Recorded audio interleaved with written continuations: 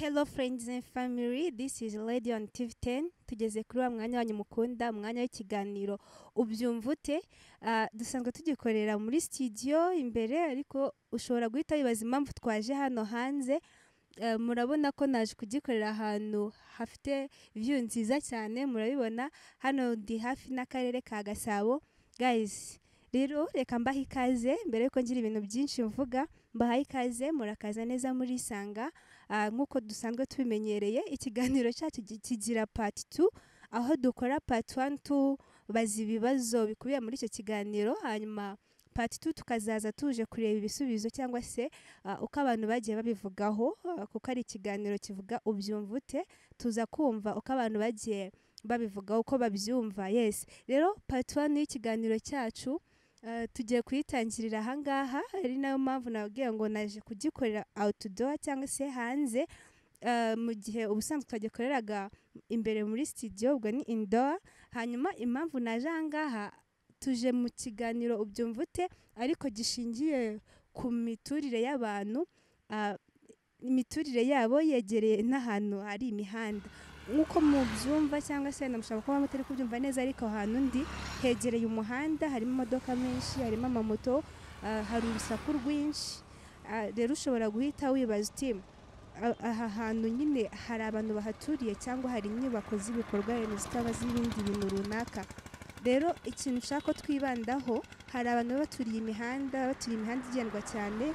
Nk'uko nabibabwiye, harimo urusaku rwinshi rw'amamoto, rw'amamodoka, ibinyabiziga mbese bitandukanye.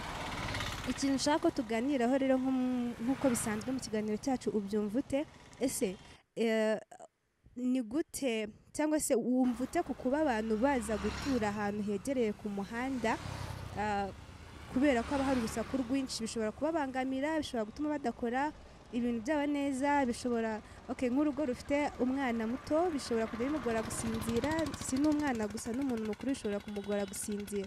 So ndashaka kumenya cyangwa se ndashaka kumva uko ubyumva ute nyine kuba abantu bajya gutura hafi n'umuhanda, ari urugo rusanzwe, atari ukuvuga ngo ni uko bahubaka amazu y'ibikorwa remezo cyangwa se amazu akorerwamo ibindi bintu runaka, atari amazu yo guturwamo.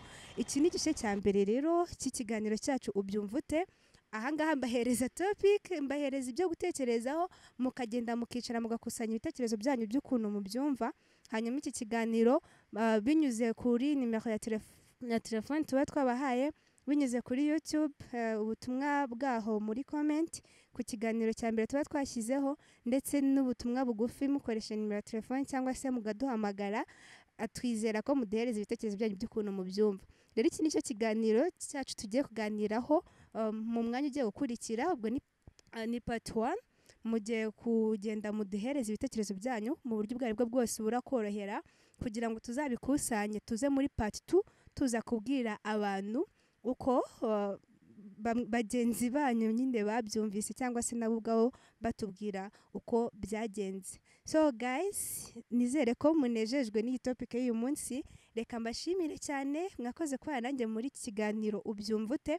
Njye twari kumwe nk'isanzwe, ndi Edite Isingizwe. Mwakoze cyane. Yari kuri Radio and TV10. Ciao ciao.